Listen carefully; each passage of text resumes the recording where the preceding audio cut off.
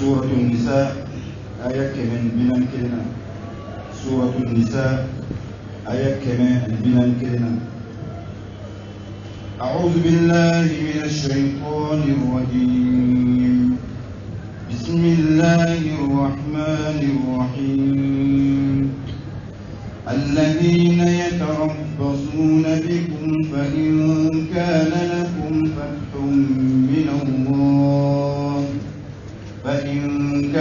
لكم فتح من الله قالوا ألم نكن معكم وإن كان للكافرين نصيب قالوا ألم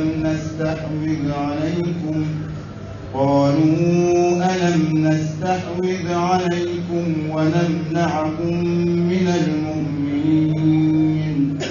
فالله يحكم بينكم يوم القيامة ولن يجعل الله للكافرين على المؤمنين سبيلا. إن المنافقين يخادعون الله وهو خادعهم وإذا قاموا إلى الصلاة قاموا كسالى يراءون الناس ولا يذكرون الله إلا قليلا مذبذبين بين ذلك لا إله هؤلاء ولا إله هؤلاء ومن يضلل الله فلن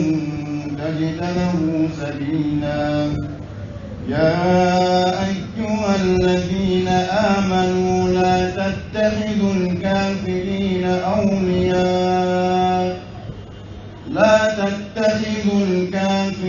أولياء من دون المؤمنين أتريدون أن تجعلوا لله عليكم سلطانا مبينا. إن الحمد لله نحمده سبحانه ونستعينه ونستغفره ونستهديه ونتوب إليه ونعوذ به من شرور أنفسنا وسيئات أعمالنا إنه من يهده الله فهو المهتدي ومن يضلله فلن تجد له وليا مرشدا.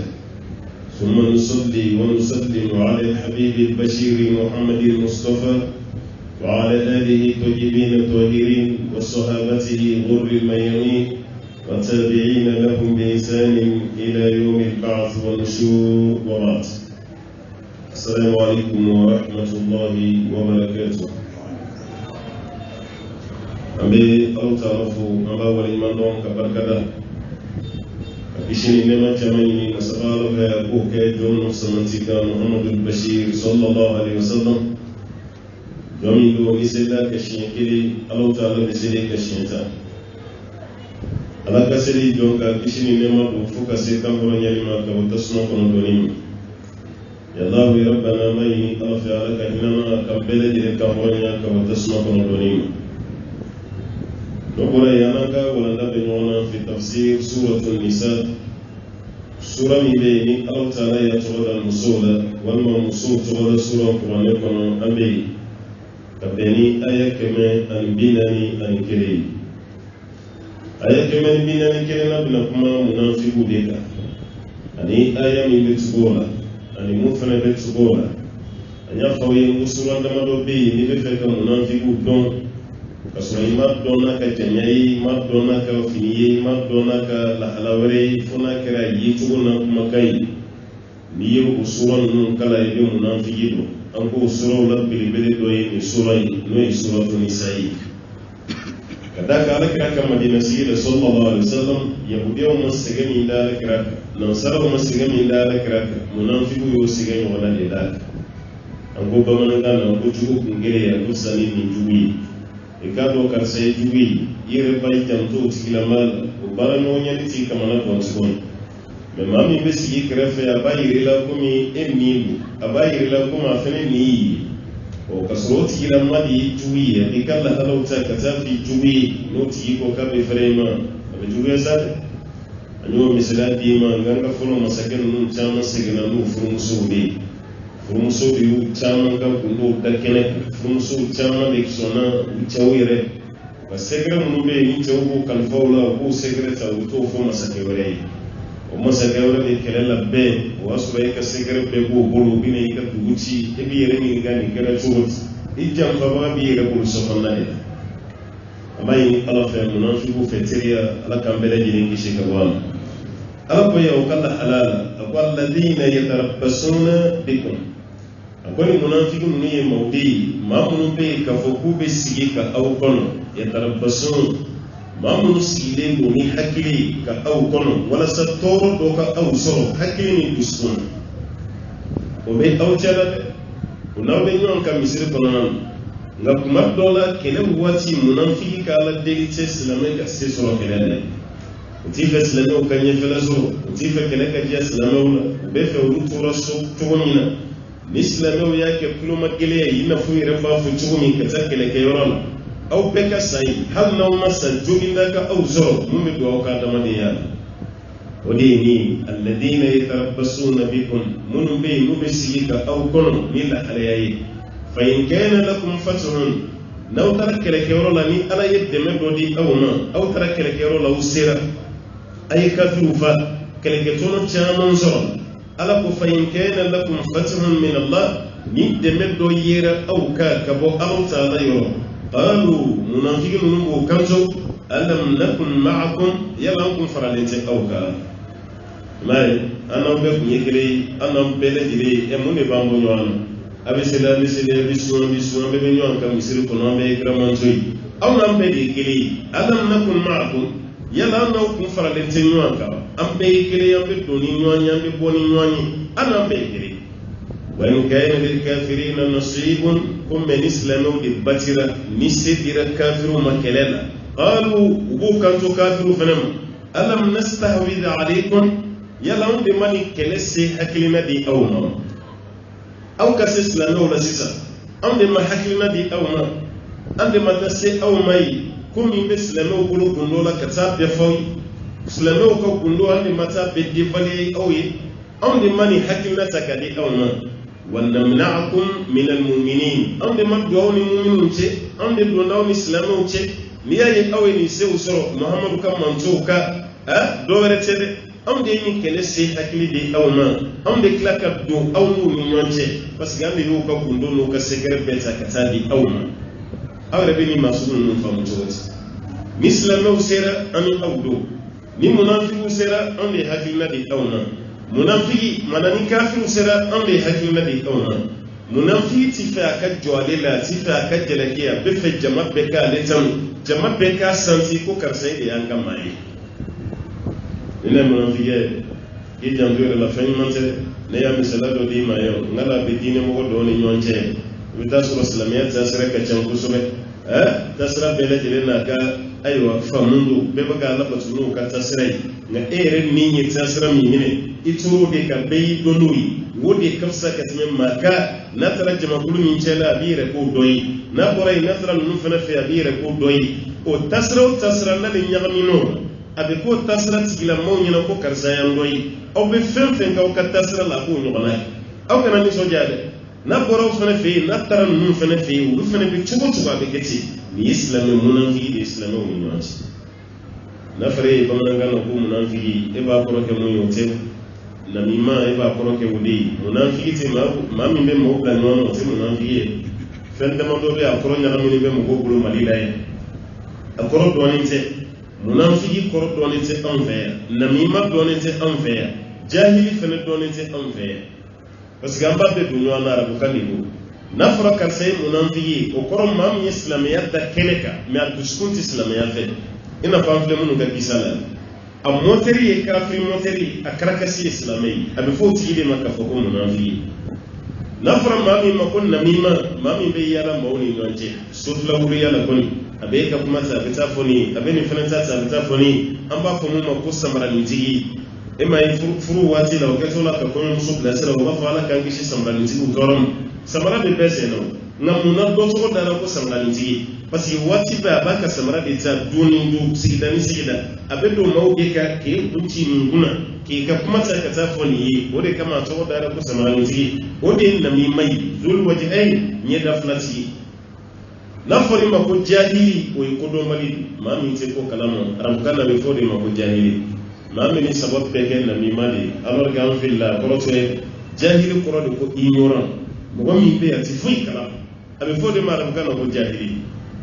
ha alata do ado la ya atado fene kata do arabu ba fo ma ko jahili murakkab asenza do ngana iflali do be ya tabdo me na akada ya kado amaro mbase bayo fore kono so itab don me akadi ni babdo kitab do ibina me itab don fene kitab do abada mami tab don me ayre babdo kata do ibe bo akala mode me mogo mi tab don ayre tab don fene kata don oti ibe sa kunfiya na te ko boy kalam abe fode mara ko kana ko jahilul murakkab o fana ni jahili don tike parce que jahili don ko maro la te sergi ta to don atab do kata don malere ko ko ta kunfiya kayti hal ni koy ba blasra bi kale koni de yanta yo be sa kunfiya de ka o te ko boy kalam o do be ati se sergi ta la e siga krefe ka sergi ta e nya bala baka do ko donye ya fa yin fa te kan to ko la de akata de foni ala ya faro man an ko bali ne do naslam ya lan tado ini teni baraji me hakili to est-ce que tu bina sege die kono aba menia ye sege fe me tonga abambe na kambe ba don yo de sege manga na jini kono dungu do kiteni don ibina do me ka tu kono ki ba do ka surita do e de ni ko vinya bisa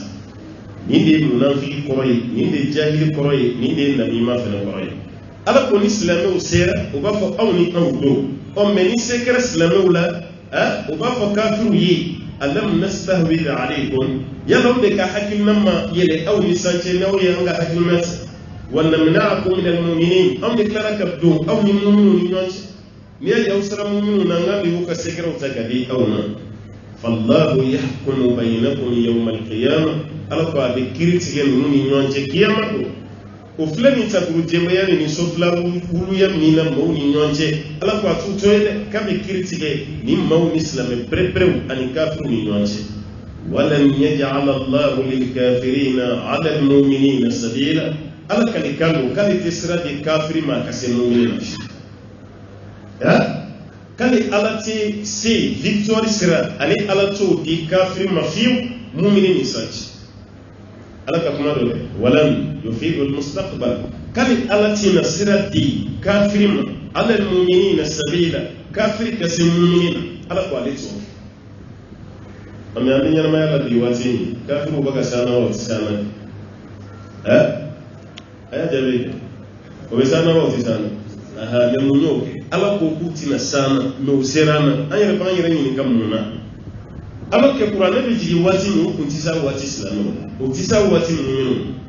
Omar bin Khattabi ni kafiri kelema nyom be Madina bolon kono ni makare fara ibi belen ko de la Omar be sekate no tubon hal shaytan yasrab la Omar ya kuma ta kafiri shaytan la wala te rabuka talim ko kun ma Allah tara Allah ma'a ke Allah fe be Allah yino fe wati belajide ni mami kara Allah fe Allah ti jam fara be ki fambe o anyan te ke islamiyya dala kuma lamadi ajugo de tama o de kafiru sam natakafu usalama kwa Muislamu mwenyewe kwa sababu kwa Muislamu utisira sayani uludu mesira sayani o mami utisira sayani alimu mesira sayani yala uluka kale kaja nywana kwa Allah ukaja nywana o difference kwa ni banche nota ambe be sedi choko kele anga sun sabo makalo flasun o makalo sabasun abai kalo kele ni de klibi sabo me klimu ngani kunonso abai udi al kaba ma déplacer kaba no kabni kira ka wati al kaba fle chugum ya bu chugo gelen ulu tara di jike chugum ya fle baka kesi hakem mi fora wala koko ge jagay o mun daru ka o kelen be daram feneka mais difference bi me banchi seri chugo yikele su yikele jagay yikele hiji yikele o mamu so shekin tan no anfe o ma worota o fane nani de ta am fane dai nani ni dei o ka seri wele chugo na ka seri wele chugo be yikele seri porota be yikele na munala yo lu deme am be wati mi na bi am ko bala ka deme na tikam ni question na ngelen be kan kan poser ya kuna wa jabi bam de fene ko peut-être avec fo fami ma ko foi no de adama de kan kala patoni di man yamni sa ko yi anda no de ya anda no da madron be wala o kera ala de fe ka teme tien ka on kera tien fe ka teme ala ka difference ni da man no ko ala o kasi o ka jo o ka da ala an ko jin an ko ala ni fla be fara nyon ka tuti kaba ko dai sami na umar bin khattabi ni kele ke do mbora ka tusi fursu ka dal persu sisa irani pakistan yoro doni afghani yoro don o fana ko yadda ma empire belebele di akome fu ma ko fursu na be fama ko persu olu de ko yi puissance o no romain ina fa wati temana yoro ses an amerique fana ko puissance ala jena wati ni ma ka amerique ibe ka amerique ka li ni ma ke russie ibe ke russie ka li o de ko medien yani gorbachev ka wa yoro ses red ka russie fanga bi ina fa nyaba la tugo mina saka da russie jamana do mama ate ko tugo ko yoro ses kasin ka ko ja amerique on nati amerique doron sa ka ke boyi no te jien kono kunu balu tashi de kumi amerique on ni russie on nati o wati te mana fela romeu ani persu ni nonje suratu rumi rebeti wati mi wasoro fanga be persu de la katine romeu mais ala fle ka garantie de di romeu ma ku fene bina se perse ore mo de yele marabi ka ke europe ote italie capitale rome yele akme forum no ma ka ko rome na ma ko ma ko romeu ni uya barbar fimu tourner sisa ulu de yele maraka ke europe yebi no de irlande no de bulgarie no de aywa angleterre no de allemagne no de france no de italie belgique no ni espagne abbe frale nyon ka fana ka ko empire belebele ba de kumbe no de kunyo woni wasoro no fana ka empire ba do kumbe ulu de kumbe kele ko nyon ngoro ka victoire fana kumbe le nyon sansa ka perso fo fana bal arabu yere kun doni te materiality bulu kele ke mena charmanti fantanya mais Omar bin Khattabi de kunye aywa silamo kan nyema ya wati Omar munke apu silamo man ka fara nyanga anga ta persu kama imma o kan mission sara walma o ka ke silame nu ma so kan mission sara nu ma so man ko kele Omar bin Fawra min asaba do sara no wi ni puissance bani an ka jama fitini an ka kele kemena wala sai ka fa mo ambe wati min bi an ka president ka fo ko male wa yala be kala qur'ani kile hage kele ba na amerika on de ci atmana hal no man angele an reka tan suka sudan imma american be la jirinka ni so dama wala be ka sudi ka fa to gelu to kuna an reka je tin na ko be na ka sudi on yo fam umar ka wati on wana kele ne gara nani limana ba da madina hal min yama ko kaka kulu puse ka bano ala auta fo ko chugoti ata fo fena kautisi auta fo chugodi ata fo autisi kun islamo ko metini umar ya fa romana kera ni ya nyani na radio nyeta fe fajiri da fe question poser question jabi be ke kuma mi ube sura ne kemika dongli blala muslimuna la ko ka fo bama ngana maliya ka famu parce que kuma korona ko wi la dana muslimuna ta ko mu baka mais si ça au cas tradi bamanangana islamau ko me chugo ni kun anga mun na shi yam soro atradi la bamanangani maraka kana si ça fait global ambe baka fam jaw ko me chugo mi na kunu fanga de mana aba fa ka kuma na ko islamau kun ta ko kunu ko chugo nyema bu la para la do execution wade ko me kana fi ko islamau tun abor ka anga cham ma milliard kilini ko jam do na mun ka milliard flay mo don wala kradi la ka dobla ka jin islamé be franyo jin islamé juli bukhari ko na la jabi jin islamé juli nisa jeri kontili ke ka jin islamé be konti ambe na mo go bakeli ani ke me duru de jin islamé be mo go bakeli ani ke me duru sabo ko ala krama ibe fe ka hake don do ya de la ko do ya te me fe ka don duru mo hake juli islamé ya dore ko essence ma fulo mi kera ko ni de ma bakeli ani ke me duru jin be ala nga misri fa seliba amantani ma ba gelen kemanduri misri dama ka chali mo wakileni kemanduri mais jien islam be kram mo wakileni kemanduri o ma wakileni kemanduri kafiru masul nga biyam de milliard filala ni kafiru so avec ko man nga bu mina wo ko tababu danza liman yapodi go no te chaya te ko liman yatrompe di anje umar ni jama bora kati si fursu kadala no e persui kaka aywa ciden bla kata fo persu kan yemay ha islamu kan yeman na ni keleke do ba ka sofru kun kuma kan sabadi babu ay tubiya ka islami na masoma tawja ko yale aw bin ni so sara na maso ni so sara ayaw la beni kele fen flano na ke bro kele de umar bin khattabi ciden ci ya no maru kasiya ni ciden ka ziri umar yemunge ay rismo do korla la je ka bolo flake kulu do nay ko dal sama ko ki day ka sunu go re damne dal ma de ji dala ka tisra ko anga president de sara ka sunu go anda sara ka sunu ka to pale ko gardi ko ri tuli be mais sundu kla fa jabeti ga wuli kisi no suro ko do damne to te ban no ma bun khatabi ni kene kamba di do hadi soti ki day rismo ko ka sunu go Chidon ni aywa famaw na tola wasro yefini ni ndo sam jini warje jidi ba kabni yoro jani kile jora la yefini de kamana mana ha kile be fini brilliant da gene bola yoro mina saba bili do be ko Abu Ubayda ta Amir bin Jarrah asnata Umar kongoti ako amirul mu'minin wulita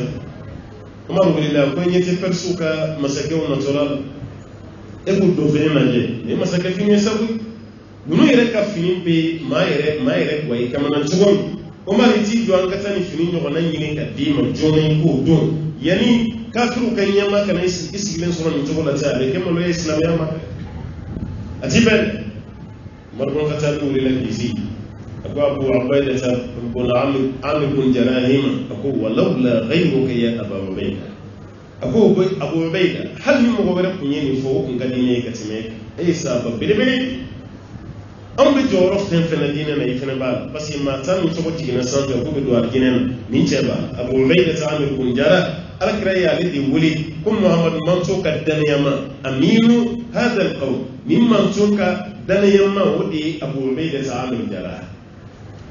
a ko hali maa wɛrɛ kun ka nin kuma fɔ o kun ka di n ye ka tɛmɛ a ko nka min ɲini ka alakira ka ɲɛnamaya bɛɛ ma kɛ ɲɛna k'a kɛra ɲɛna fini min filɛ ninnu na i delila ka ɲɔgɔn ye kira la a ko ayi a ko Abubakar ye waati min kɛ fanga la a ma kɛ k'i to yen o kɛra fini min filɛ o la Abubakar y'a dɔn a ko ayi a ko yala furu sera ne ma sisan e de bɛ fɛ ka ne nɛgɛ ne ka ninnu ka diɲɛ kanu fini don gana kiyama kɛnɛ ka ala ka taa ne lajɛ o tribunal la ko ma mun na ala kira na Abubakar ma mun kɛ e sɔnna k'o kɛ mun na n'ala taala ye ne ɲininka o la n bɛ jaabi jumɛn da ala ma Abu Ubayda ko Umar bin Khattab ma ko i bɛ yafa man t'a dabɔ o kama fiyewu e filɛ ka taa n'a ye sira min fɛ ne man t'a dabɔ o kama a ka ɲi sa Umar bin Khattab wulila k'i jɔ a ko an ye manto min ye ala y'an bonya ni silamɛya ye inna nahnu qawmun a'azzana Allahu bil Islam faman ibtagha al-izzata ghayra al-Islam adallahu Allah ala ye an bonya ni silamɛya ni maa ye bonya ɲini fɛn wɛrɛ la ni silamɛya tɛ kala b'i dɔgɔya ni kuma kɛra talen de ye sisan nin bɛ fɔ ayiwa kumaw la kuma bɛɛ n'i ye bonya ɲini ni silamɛya tɛ ko ala ka dɔgɔyama de b'i o b'o la yɔrɔ min na dɔrɔn pɛriso ka ɲɛmɔgɔbaw sina ka na ten camanba n'u ka dagabana finibaw u sina ka na ten ka n'o to o nali min kɛra o yɛrɛ ye ɲininkali kɛ a ko aw ka ɲɛma bɛ min Umar bin Khattab fana kun ye cɛ jan de o ka jan kosɛbɛ dɔw yɛrɛ ko Umar bin Khattab kun man'i sigi fali sanfɛ ko fana kun y'a sen kuru n'o tɛ k'a sen bɛ fofo a nɔfɛ ala kun ye kundama d'a ma dɛ kun ka jan kosɛbɛ Umar wulila k'i jɔ a ko n filɛ nin Persiw ka ɲɛmaa y'a daminɛ Umaru sanfɛ ka jigi k'a daminɛ tuguni ka jigi fini dagabana minnu b'olu la o tɛ Umaru la Umaru yɛrɛ y'i dali min kɛ dugu ma o bɔgɔ nɔ b'a kamankun na ka jigi u ye Umaru daminɛ kun na ka jigi a sen zamana ka segin tuguni k'a daminɛ ka jigi o kɔfɛ a ko silamɛw a ye fɛn min ɲini an fɛ an sɔn kɛlɛ tɛ anw n'an cɛ anw ɲɛ bɛ aw la cogo min aw mago tɛ diɲɛ na diɲɛ dun ka di anw ye ni aw n'aw bilara ɲɔgɔn na aw bɛna s'an na parce que an tɛ saya fɛ aw ye fɛn min ɲini an b'a k'aw ye Umar bin Khattab ye cogo o kɛra sababu ye ni Persiw yɛrɛ sɔn ka sɔrɔ kɛlɛ yɛrɛ ma ni ne kan ka kɛ hali sini dɛ walasa Alahu taala ka bonya sigi an ma mais diɲɛ ka di kafiru ye diɲɛ diyara ma kafiru ko ligisi anw yɛrɛ ko ligisi an yɛrɛ ka ligisi kun yɛrɛ bɛ ka tɛmɛ kafiru a ye taa arabu jamana laban ligisi min bɛ arabuw bolo hali a tilayɔrɔ taama tɛ tubabuw bolo hali a tilayɔrɔ taama ni donna arabuw ka salon kɔnɔ ni donna arabuw ka so kɔnɔ ni arabuw ye fɛn masiri hali sini o masiri bɛ arabu la n'a y'a kɛ e hakili tɛ taa diɲɛ maa si ka ko la n'o ti a bɛ y'o de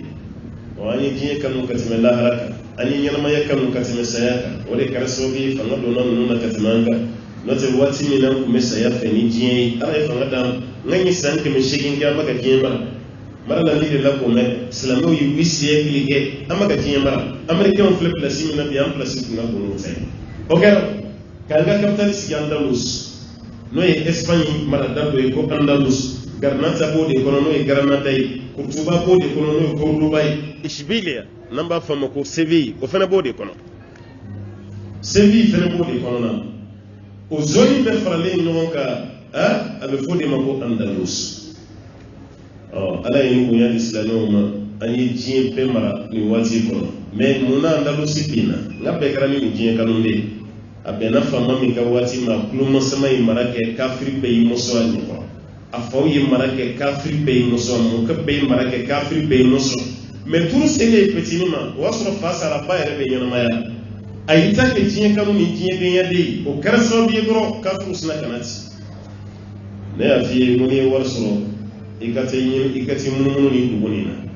hani mata Espagne dugu bela garnata no e garano daya no kurtuba tay munumuni islamno kabulu no kormi be katalati ibadu ala ni sebi amakun ngani tara yani kaboko kala majide bi cinya kafu kanga misruyi anine arabo kani pale nyana mabba ani salle de conférence dugu kunzuru ode minene no kafiru fe islamno de tab iti se kadwa kono bi fika wardi sara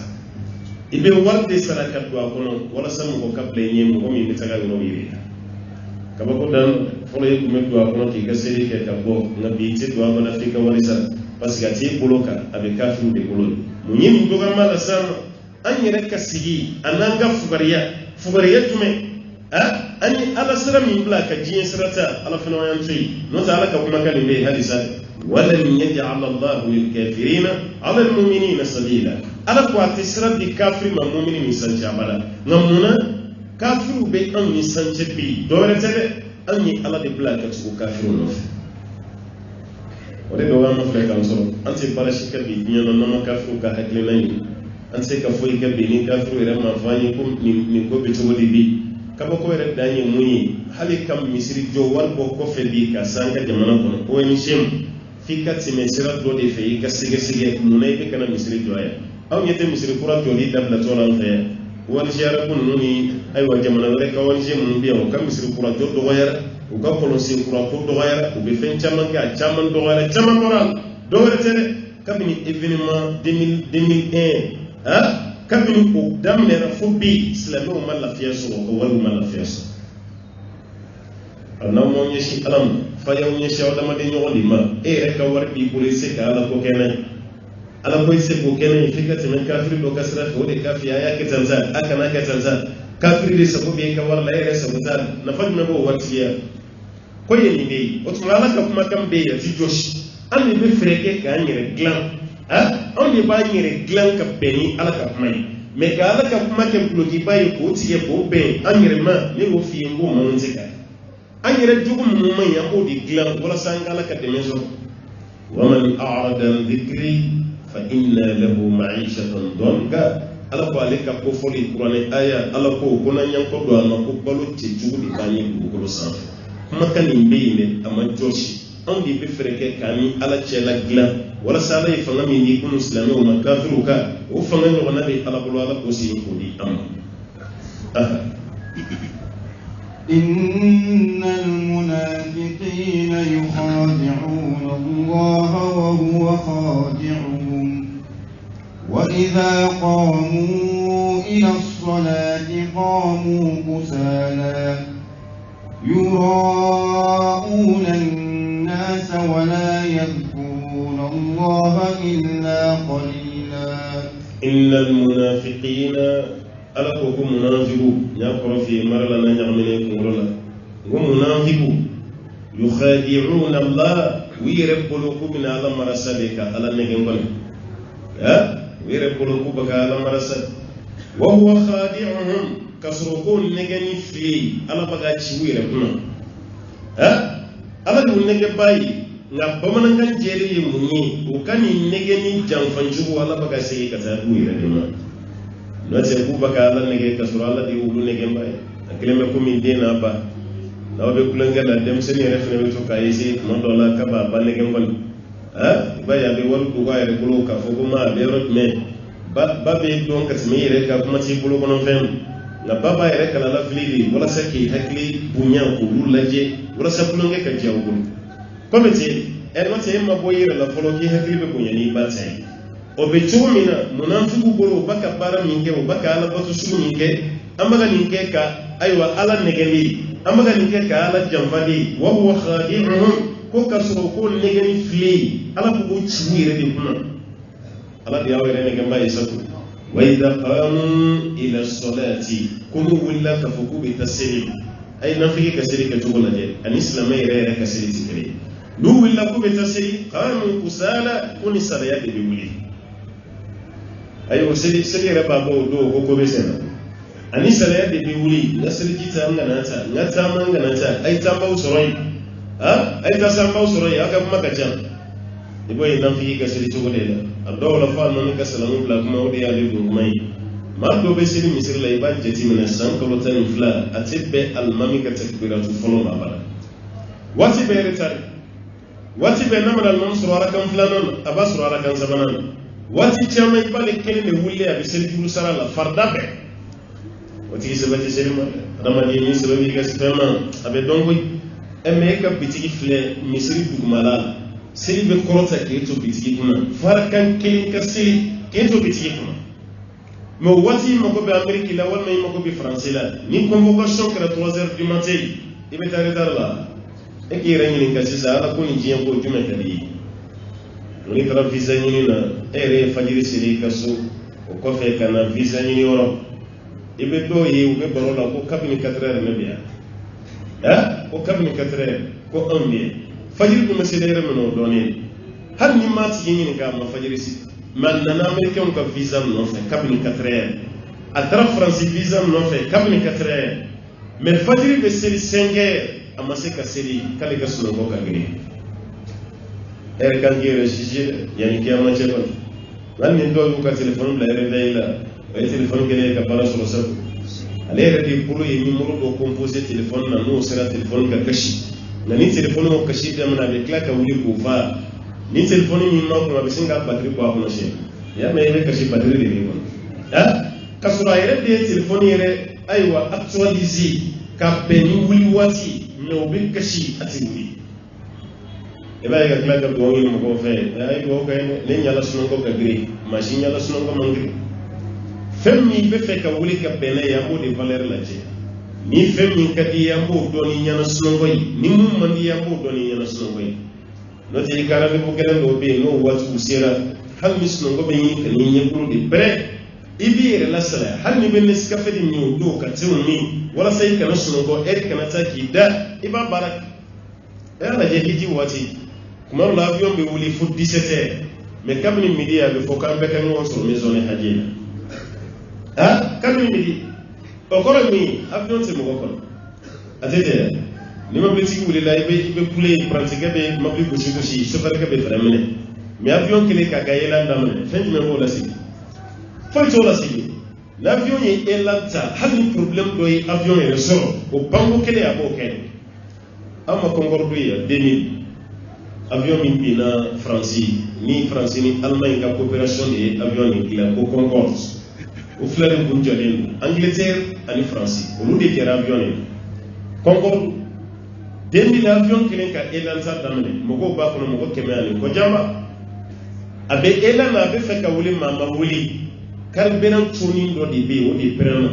carburant commencer ka jigi parce que avion carburant o de ka fegani carburant be o tay kerosene ani gasoil tigile ani essence tigile aka fegana be fen fili do be tasma menena o roni de prena do ni carburant tigina doni carburant tigini ni avion de vitesse simina o kera sabi ka avion du malam mene pilote yere ne be tasma na avion sina ama pamfolo anyaba ama pa mais avion be système na frente se kamene ni frame ne ra o bijuga ka tsana na panai pilote ala mene ka pana avion yere mala ka ela yere sur centre a toro la tasma ba ka juga euro mina paf snaka binti ma fe ba ko membre d'équipage ana mɔgɔw a bɛɛ sara yɔrɔ kelen o avion bin de kɔfɛ tubabu yɛrɛ ye décision ta Concorde ko ka ban o Concorde ni maquette bɛ yen ni bɛ ayiwa yɔrɔ nin tɔgɔ Charles de Gaulle la n'o ye Faransi yɛrɛ aéroport ba ye o ka Charles de Gaulle Roissy i bɛ Concorde ye n'i taara New York o fɛnɛ o kɛlen don k'a dilan o ka kɔgɔjida fɛnɛ na a bɛ yen u ye avion yɛrɛ panne yɛrɛ o y'a dabila yɛrɛ parce que a mun bolo la avion tun ye performance min sɔrɔ avion de voyage si tun tɛ diɲɛ na mun tun bɛ boli ka tɛmɛ Concorde kan l'avion tɔw bɛ distance min kɛ heure kelen Concorde b'a kɛ miniti 40 walima miniti 35 a kun ka teli ala tun n'o faamuya di ninnu ma o kun y'a baara ye mais avion tora e la de la tasuma mɛnɛna dugumala la a sababu b'a ne filɛ nin 2000 tasuma mɛnɛna dugumala la a ma se ka pan tuguni maanaam a ma se ka jɔ tuguni a ta avion taatɔ la tɛ jɔ o bɛ o bango kelen de o de kama n'a fɔra k'u ka rendez-vous ye nin ye an bɛɛ lajɛlen b'an yɛrɛ labɛn ka bɛn ni a ye kabako de don dɛ avion wuli waati ani convocation waati tɛ kelen yanni avion ka pan ni heure fila ye tuma dɔ la convocation bɛ avion min bɛ yen k'a programme don 21h kabini 19h 18h a ye ɲɔgɔn sɔrɔ aéroport a bɛ minɛnw pêcher k'aw labɛn yanni aw ka voyage a bɛ se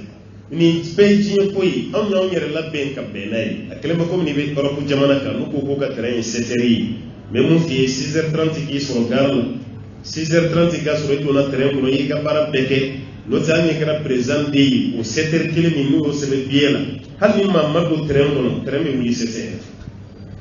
dɔwɛrɛ ma ninnu bila ɲɛ ni nin ko ninnu tɛ koyi u yɛrɛ da ye fɛn minnu fɔ o dama de don u ye heure min fɔ ko avion bɛ pan la a bɛ pan terrain bɛ wuli nin na a bɛ wuli car bɛ wuli nin na a bɛ wuli u ka heure sigilen u t'a susu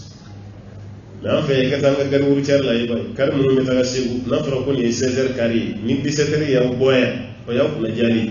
aw yɛrɛ bɛ to ka wuli a bɛ nin fitiriba de la paranti an tɛ taa cɛ yan a ye n ba ye sabali sa a tɔ tora mɔgɔ fila ye ka sɔrɔ i ka billet yɛrɛ la 16h de b'a a bɛ to a la deli de la aw ka wuli 17h o heure fɛn fɛn bɛ fɔ terrain na anw fɛ yan a fɛn fɛn bɛ fɔ car la anw fɛ yan a si tɛ k'a kɛcogo la o de kama an tora ko fɛn bɛɛ la hali tubabu donnen silamɛya la i b'a ye sɛbɛn min b'a ka baara la t'an ka baara la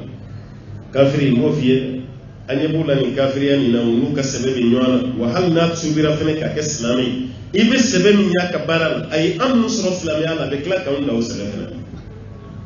an ka hakili to an yɛrɛ la n'o tɔgɔ bɛ kɛ maloya ko belebeleba ye o tuma nin ye jogo ye jogo min n'a cɛ ka jugu e ka diɲɛ ko i bɛ ɲɛsin o ma i fari fununen b'i ka o la mais ni ala ko sera waati bɛɛ e de salayalen e t'a hali sutan laban selen nin na n ko dɔw bolo u bɛ ka kɛgoya de kɛ a fɔlen ye ko a tɔgɔ Laylatul Qadri bɛ sɔrɔ tile 21 su ni 23 su ni 25 su dɔw tɛ taa misiri la abada n'o su damadɔ tɛ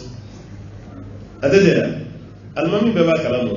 witiri don su de la i ka misiri bɛ fa tile 21 su 23 su 25 su 27 su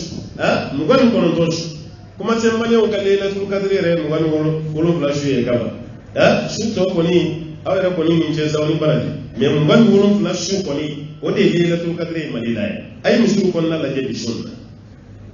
i b'a dɔn ko tiɲɛ na maliyɛnw yɛrɛ dalen bɛ don min na ko ye Laylatul Qadri ye o ye bi su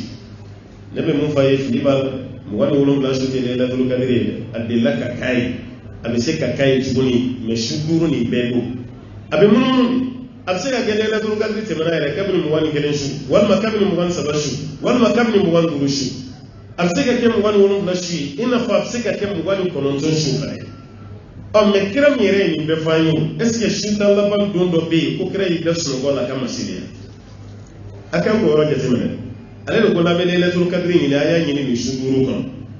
don tan laban a y'a ɲini mais plus précisément nin su 5 a bɛ sɔrɔ kan mais ale min yɛrɛ ye nin fɔ an ye an b'an yɛrɛ ɲini ka de est ce que a y'i da sunɔgɔ la a m'a bɛɛ jɔ wa a y'a bɛɛ jɔ kira min yɛrɛ bɛ yen ni yafa kɛra o ma kaba o ye su bɛɛ jɔ yafa ma kɛ min ma fɔlɔ e bɛ su wolon i bɛ su dɔ jɔ i bɛ su dɔ sigi i bɛ su dɔ jɔ i bɛ su dɔ da sunna la a dɔw la i b'i yɛrɛ la occupé yɛrɛ i tɛ wuli yɛrɛ fɛnɛ i jɔ t'o la n b'o f'i ɲɛna i ka su bɛɛ de jɔ o de ye kegunya ye silamɛ kɔni b'i ka bɛɛ de kan bi ye witiri su ye bi ta su ye e kɔni bɛ nafila min siri ni baraji kɔni bɛ taa jɔn y'a f'i ye k'ali ni witiri don cɛ k'i tɛ baraji sɔrɔ siri kuranɛ min b'a ka kalan i b'o k'o lamɛn i bɛ baraji sɔrɔ e yɛrɛ b'a ka kuranɛ min kalan i b'o sɔrɔ munna i bɛ su dɔ tɔmɔ tɔmɔ fili do de o koro yima ko ti bara jila ni jiye ko do ambanda ben amena kala lara ko e ba wulo ma di e ba wulo ma figa be do di ma ay sobieta la jaba bi gwa do bla sobieta e ba fay sobieta ma ya be mo fi ko mo ko be villa do de la ni o soro kuma mi ko ba dabla no te ni ya do kamay mais ya ni villa ka soro abe numéro joli composé ate numéro be c'est pour ka be aka so ganyema ngam ne ti do be fene composé wala c'est ka be la to kadri febe don kelin pege tsawla ko de laylatul qadri o yere law te kelin na place de rey isi ki boro kata ka jikala ma yani ka bomon playida kina na wajul lamel ne ma fi nga wajul lamet bashi bala de nga ko do kafsa ni ko do yi ala kira ko di man qama laylatul qadri imanan wa ihtisaban ghufira lahu ma taqaddama min dhanbihi mimma mi laylatul qadri jo kira yi jo ni defo ni laylatul qadri jo ki ju na ko fen fe ke kala be ya fa ben mais ante mogo bla siri ante mogo bla qur'an kala mogo te bla zikro la ambe mo kene do disi ko kanga wajulu kene wajulu san wati bela jere mais ni su kele kramo ka sabali ko di mogo mo ko kan na flosi hali misri do ayala al mamini chagoroba wa bogwayo siri galo abi ya fama de amba nga wajulu ke bishon ambe kla iner wati na kla rabina ka siri e mi boto do ni siri kala obina imafa e di kanga to misri la ka fra siri kala e si sisa ka wajulu ni na me ma fi ti para tisoro me mu fora ni o iseli de wajulu be kesiri wati kono de me ka wa seli retabla peu ka be consacrer ka be wajuri afane kara dama ko yan fane bolo yan anga njal so jugo do be ko kana yana ala fle kan jugo min fonna fi ila kana hila ko asiri na sun a hiji na jaga akana kila de innal munafiqina yukhadi'una Allah kum munafiqu yirqulu baka ala negen wa huwa khadi'un kasro ala yunege bay o kam negeni fi kali ala buci huna wa idha qamu ila salati nuhuli lakubna tasri qamu kusala uni salati bi wuli farfa salaya kullu bi wuli yurauna an-nasa utitasri yoro la numa yere mayra wera yera ngor nimma fefe ni yera ni wasula kum munafiyata mashimba hali dugla ma presidi do e mayanga dugol na do donc c'est tout clairement facile qu'il y a pas d'ani mo ma boa kanam e do zabure na bulla du classe mo ko cité kenama ay ado aba do ko ni ko mo do wulila abe palon do fi en fait tasere do be ta o ma fo en fait arebe daji tu damne ka kari faru damne aka gesen yininga akele me ko mi ko saka kashika abe gesen yimini ke hal ni be so la ibe boa kanama ko do be gesen yimini ni bebro yimi mun bisno ngolo kadon ko dowli la sedila walni du jera naw masiga filala ay rebe to yini galide la logo fiye suma ni tira fayda wati ma ba kalama afiye ko suma ni wala sa ko kado kali boro kalama ale ko mesedila wal masani fufu ndo na ko klafa ma ba kalama qura ko desno wala awati me so sella fo kadon kali sedila nine yurauna an-nasa abayira mayira de tem gola mo ka don kale borala ko dola ala nga sungolo na flasiri mo ko ke sugola de sungolo ti folo flana sabana na ko no folo yoro misiri be fata me kun sungolo be si ko no flana ma kuma mi misiri be tan senegal be tamia bete yoro enna na alami ni sungolo damina wala kelente wala kelendi mo bede bla rasisa ka bele jilenke aywa sokono sidi bayi lewo de faye ngomaleon o kan ga la tanu wallahi jamano be juma ma do ban welo ni nyeji tellement digera juma sidi la me confinement ni law sekata juma aw ta do ko misir la sidi here ani nema e kawto yaw munu be ero ko anu ka baro ke bayi misir sidi baliya yi femi daw ka o be toro mi kono o yere ba ko mi ba ayo misir soro dayre le me fambe foi ma taw da tuya hal sa be kla ka seli so to misir kele no misir da tugura abaga la sa ha watma ka hakli to ala misir da tugu te islame ka here wallahi aka here shita misir da le ne ka tu ali ako damne wati mun wuli wuli la tede woni fawna nyanta da tugu anya ka ta ako be tugu di o ga mo kara tugu di ayo ga mo ko la mo le sa aya ya da tu ala krayo de foi buna basi kumbe aywa kutubala wati nya ko sirwella ma ko isila ko so ne ko ani shuwa ni fate du sara kelendo misiri datugulu kuma de be sena e be sanji na ko kuma na ni fen fla be ɲɔgɔn ta cogo ni sanji be kana karamɔgɔ jumɛn ni jɔn ye ɲɔgɔn sɔsɔ a ye seli so jɔn ye ɲɔgɔn sɔsɔ a o sanji na ko ni bana ko kuma fɔra ninnu ye kelen ye ka wuli ten dɔrɔn ka taga baga misiri ma ka cɛkɔrɔbaw balo ka misiri seli la ka taa misiriw datugu a misiriw datugu ni bi cɛ nafa kelen jumɛn yera la misiri datugubagaw bolo dɔw y'u den kunsa dayɛlɛ maa si ma fɛ k'u ka yɛlɛ o kɛra a ma kɛ maloya ye sa a dɔw girin-girinna k'a datugu de walasa fanga ka fara olu kan k'a tɔ bɛɛ datugu a k'a fɔ ko karisa fɔlɔ de y'a datugu o tuma na fanga fɛnɛ nana sisan ka jo d'a ma mɛ o kɛra yɔrɔ min ala bɔr'o kɔ ne ko i bɛ silamɛw janfa dɔrɔn walahi ala t'i sutura o y'a dabɔ nin de kama an ka girin k'an ka misiriw datugu an ka faamaw bila minnu ka misiri dayɛlɛlen don an ka faamaw bila o la n'a fɔra ko karisa y'a ta datugu karisa y'a ta datugu faamaw fana bɛ wele nin y'a ta datugu nin y'a ta datugu aw tɛ karisa ni diinɛ ko cɛ o tuma o y'a datugu aw fana k'aw ta datugu jagoya mɛ an ka faamaw kɛra hakilima ye nin ko la dɛ misiri datugu ko kuma fɔlen ko nin ye silamɛw ka ko ye an ye nin ko de fɔ kɔsɛ ye faamaw n'u ka ko bɛɛ turu selen misiri datugu ma o y'a ko de fɔ kɔsɛ ye ani bi cɛ aw ye coronavirus batɔ dɔ binnen an ka misiri kɔnɔ yan a ye mɔgɔ ye ka mɔgɔ dɔ sɛnsɛn ka bɔ yan ko coronavirus b'a la aw bɛ ala deli de la yan walasa coronavirus ka ban n'o misiri datugura yɔrɔ minnu na coronavirus banna ye don o don maa ba yiri ka tɛ sa Amérique misiri datugura a bɛ tile joli bɔ mun bɛ kalo joli Américains bɛ maa ba 90 de la mun sa maa 1,000,000 ni tila mun bɛ yen ko bana b'o la 1,000,000 ni tila mɔgɔ 90 de sara Amérique Faransi maa ba 30 ni dɔɔni Itali bɛ ten Espagne bɛ ten o ka misiri datugura a bɛ kalo 2 bɔ mɛ don o don maa 100 o de b'a ka sa an ka misiriw dayɛlɛlen don yan seli daminɛ ni sisan cɛ aw ye coronavirus kelen yiriyiralen yan fɛ ka mɔgɔw lasiran dɔrɔn ka mɔgɔw bagabaga ka misiri datugu ka dama sabotage ye an ka jamana kɔnɔ yan minnu b'a fɔ réseaux sociaux kan ne ka muso o ma dɛ karamɔgɔ minnu yɛrɛ wulila fɔlɔ ka taa déclaration kɛ ka ɲan ta datugu a y'aw ta datugu ani sisan cɛ a dayɛlɛla aw y'a datugulen ye ka silamɛw bali u ka sunkalo seli la ka sɔrɔ u tɛ Amérique u tɛ yɔrɔ u bɛ Mali de la yan u kan ka nafila seli min kɛ ka misiriw datugu a selikɛla bɛɛ yɛlɛmara misiri wɛrɛ la misiri datugulen de ye n'aw ye politiki dɔ silamɛya la kuma o kuma ala b'a ka diinɛ sama ka bɔ aw bolo ka tila k'aw bi aw yɛrɛ ka politiki kɔlɔn kɔnɔ a bɛ ten de ko ninnu tɛ ala ko kɛlɛ maana diinɛ nɔfɛ ko kɛlɛ tɛ koyi a caman ye place ɲini ni tɔgɔ ɲini kɛlɛ o de ye n'o tɛ aw kɛlen de ye silamɛ ye kelen tɛ karamɔgɔ ye aw bɛɛ lajɛlen bɛ tɔn dɔ de kɔnɔ o tɔn ma jɛ ka déclaration min kɛ maa kelen bɛ bɔ télé la dɔ bɛ taa radio la an y'an ta datugu ala kira ko tan ta sahaba dɔ y'a kɛ tan ta ni fɛn dɔ bɛ ayiwa olu ka faveur la kaba hadisa bɛ bɔ yɔrɔ o yɔrɔ a bɛ bɔ yen mɛ ni fɛn dɔ b'o ka défaveur la kana da hadisa kɛnɛma ma dɛ Bukhari su la wuli kana n'o ye o b'a fɔ ko nin ye dɔ ye foyi o b'a fɔ dɔ ye foyi parce que olu ka hɛrɛ t'o mais n'u ka yɛrɛ bɛ fɛn fɛn hali hadisa dɔ ye fu u bɛna n'a bɛɛ a tɛ sabali sa maliyɛnw ɲɛ dayɛlɛla sa koyi fɔlɔ a tun bɛ mɔntɔn ka sigi maliyɛnw kunna cogo min o banna sa koyi ni internet tile ninnu ni misiri caman tile wa ni maliyɛnw ye taama min kɛ diɲɛ na o ɲɛ dayɛlɛla sa koyi tile bɔlen kɔfɛ maa t'i bolo biri a la k'i bɛ ayiwa o datugu o tɛ kɛ tuguni dɛ jamana falen bɛ misiri la misiri ba bi joli bɛ Mali kɔnɔ yan misiri 2 datugulen o bɛ mun bɔ jamana misiri la sa ka tɔgɔ tiɲɛ na se yɛrɛ ma i ka misiri selibaw ka a bɛɛ bali a ka b'u ye ka taga misiri la mais u f'u ka pan i ka misiri kunna ka taa yɔrɔ wɛrɛ de ka ɲa datugu ko dɔrɔrɔ de don ko minnu ye misiri dayɛlɛ dɛ k'olu de bɛna bana nin yɛrɛ propager misiri dayɛlɛ la sisan kɔni cɛ an ma coronavirus kelen binnen yan ne maa mɛn Mali kɔnɔ yan ko coronavirus kelen tigilama kelen taara minɛ an ka misiri dɔ la yan maa mɛn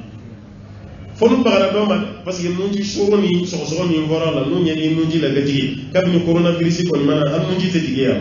nunjiw bɛ jigin yan an bɛ sɔgɔsɔgɔ fariw bɛ kalaya fo n'u bagara dɔ ma ka taa n'o ye ka b'o la ka sɔrɔ a tɔw la n'o tɛ a bana min fɔra an m'o tigilama kelen ye an ka misiriw kɔnɔ yan wa ko nin bɛ ban k'an ka misiriw to tan sa an b'a la deli misiri de la yan ala ka se bana nin na bana nin ka bɔ yan o deli bɛ kɛ misiri de la yan n'a y'o fana datugu a bɛ kɛ cogo di ala ka hakilima d'a ma ala ko ko munafiki ka seli kɛcogo ye nin bɛ yen a ti wuli ka taga seli la abada ni sanaya ti wa a ti baara kɛ fana ni yɛrɛ yira ti wala yadhkuruna allaha illa qalila a tɛ ala kofɔ ni dɔɔni ti nafiki ka ala ko man ca waati bɛɛ ala kofɔ waati bɛɛ seli waati bɛɛ ne yɛrɛ ma mun faamu i tɛ diinɛ si maa ye k'a ka diinɛ lagosi ni silamɛya ti a ye nin bila a ka faamu na i tɛ kerecɛn si ye hali fa donna kerecɛn min na k'a bɛ ka kerecɛnya sabati i t'a ye ite jo bato la shie ka baga jo la bushi abaga jo do la mana korofo ka jo do be ko gari jo bato la yere itai andam la dala jo bato la no am nyabu la ni nyanje kelengelo halu bugli sengelen don no ko dem sunu chamanya ta bugela abdo ka jo no ta kanyo de au ka famille au ka kabila konnal tontia ani fendo bambulu wala saka do ko turu serema kulo fangele bi so negebe ka oni dem sanu ko kulo fangele so ti kele ndile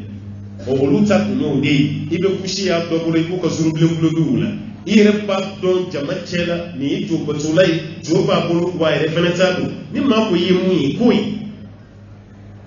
lalle kwa islame ya mekla kasiri la kushi an islame ko siliti islame ni ma sai kan fa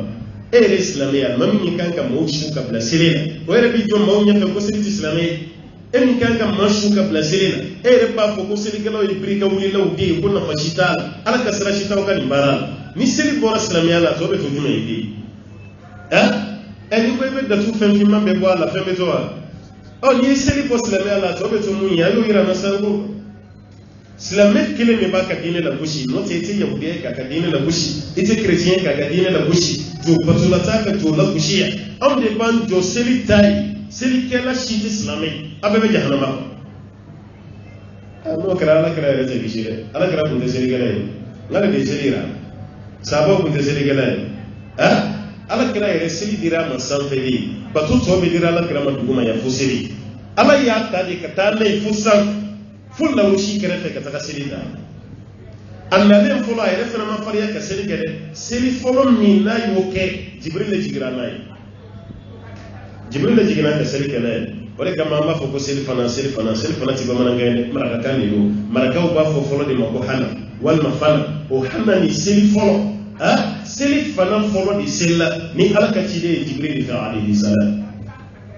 mais clé pour la fajiri que la folie notre seli folo mi pratiquera pour ko sa ko seli fana kala sara da ka ka fitri da ka safu da ka fajiri da ka o du seje ka kla kana wati werela kuna mana wati mina sel wati kele min jera anana shiya fla akele be la kara fitri de notre toni be anana wati fla de aklano la sallallahu ka fala kirama alayhi salam misellani kun wati mina o seli wati bi fana tay wati o flani nyoncho fana wati ni fengri man bani hal sama la boshi fenso ni fenso batu juma be dina kono mun ka boni siri hal saudi baka la boshi ambe ambe na baka so ma dem sen chama bana siri ma ki bolo fla kula zi bizi ka fala kan jugo kan ya doro kan kana siri yoro pandi ke be kono ni boja o bo sena tele siri ko mande ere ka koro kuma te kiren ko me do da ala ga ni mandam ne mandala ke batu me qur'an kono kala ya fo ka chaya ka teme siri ka hali ya la me bay ambora dola do reflen munafi do rani tamashini ko isiri yega bay o tesiri ka ka tugo la sna ko ke munafi na furo ka tesiri o be siri ni farfaga dia ni salaya o be yere mayira di fena ke siri kon kuti ala ko fo illa qalila fona kara fiti ni moy ala ko man ko مذبذبين بين ذلك لا إله هؤلاء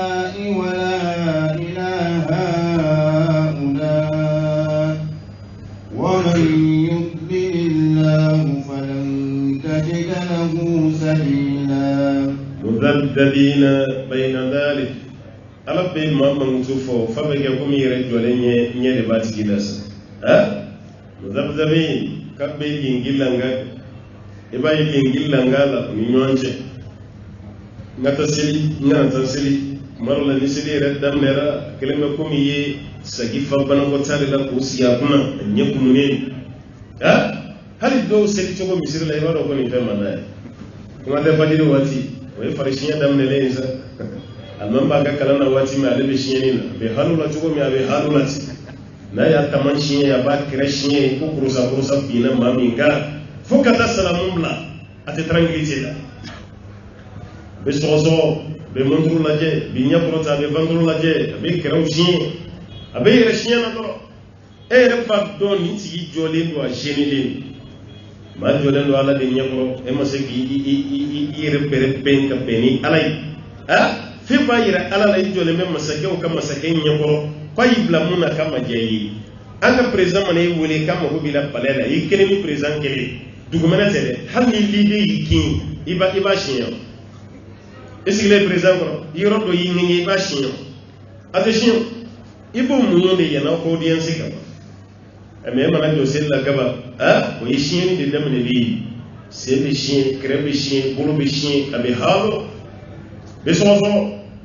be abani ye krege machite do re jole so mala machite do misiri kono na moti gila de a jole be do abaka kini na je fa ba kungulo mun oti kitama so no fe wala sakka do ro jole dona do ka sele ka ba ko itinta mashin shi do ala ka be sele abisela be fleli abisela be kuma mina krefa abaka bela ko iseli sele tizamini ni masuku de ka sele ta amfa mudabidabina baina dhalik niti kila mano yi munamvigi kapitanga segina silemo ni kafiru ni nyonchi silemo te kafiru fanete la ilaha ula atini nuni atini silemo wala ilaha ula atini kafiru fanete alayi join sisa oda ya leke munamvigi odo ya munamvigi misalake iko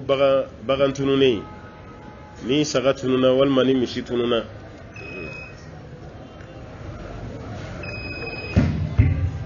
ni bagan tununa do yi misala ke no de anga misala ke ni saga yes saga ni saga groupe mu meta geni ke ro la kuma be wati ba ni saga groupe mu meta na tununa o saga groupe la iba ye kule de la do abe kashi abe boli kata ya mfe abe boli kana ya mfe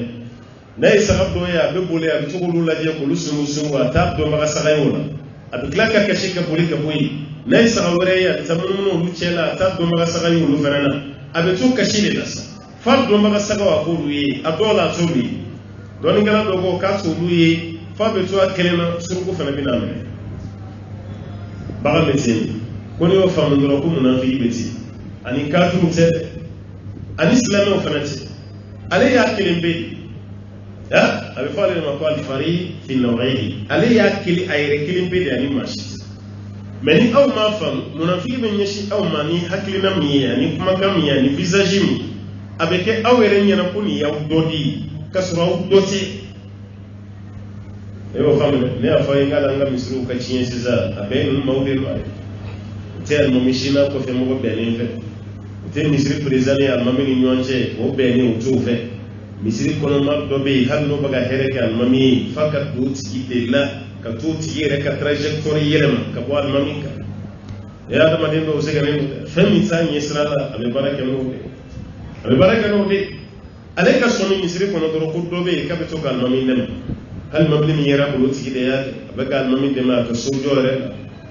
wati bal mamin kan naso abo di wati yere al mamin kan halal la je vraiment ni de meka ka fene yeshi al mamin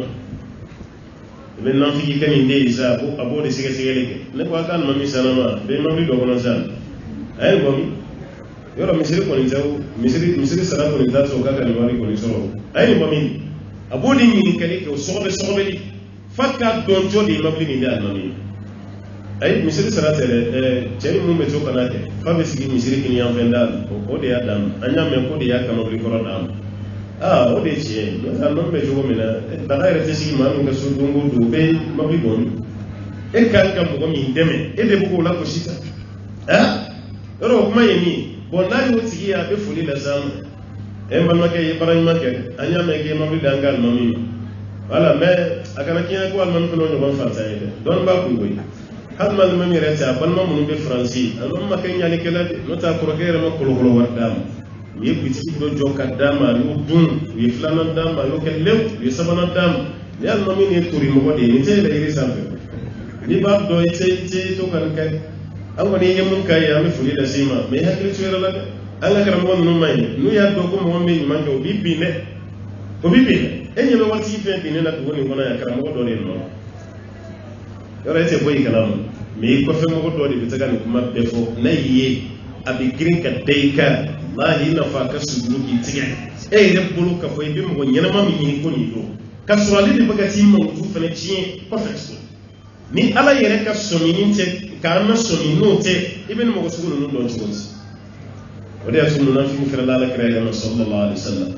مذبذبين بين ذلك وبالكافر ونسلمون ينوتي لا إله هؤلاء ونسلموت ولا إله هؤلاء ونكافر ونيرتي ومن يضلل الله من ألك يما من فلي والما مما من فلي لا ألك جيكون فلن تجد له سبيلا اتسك سرى جيل سروت إلى ما ينبغي ألا ما من فلي لا كسي كم يالا تنبع لا فلي ما من فلي لا ألك جيكون وتي لما كان باتي سريلا ألا تنام فايت سرمو بيكانني ألا تسر ya bayar yau ji ja kana kana fiye akana nan fi tushi dita ne ya to da madofi wala kira ko nu kuma na doro galon idza hadasa kadaba naf ma na doro galon wa idza wa'ada akhlafa la yuta dura babaci wa idza utumina khana ni audara la doro ka bon jamfa hal mitin munafiki doni ni jugo imamina munafikata msheba kufarika nani hadisatu alayhi nani nafara wa idha khasama fajar nani mawakala laka madura bana abikuma chidudi fonni ni nyuka kalunda mgola ikulu dunguna yengani nza warjego kumengulu sanuno kumia uzuna lede nondo kabina ukuma udi ufaraka koni bayi munafikata msheba wanayi ni imamu nasa kumunafigati kubala nuasura doni beye reba sayika tubi ya nisa ya cheiku bla wale kafsare alaka hakili mali ama katumana ni ujugo doi ala yana ko jugo ni karam na ya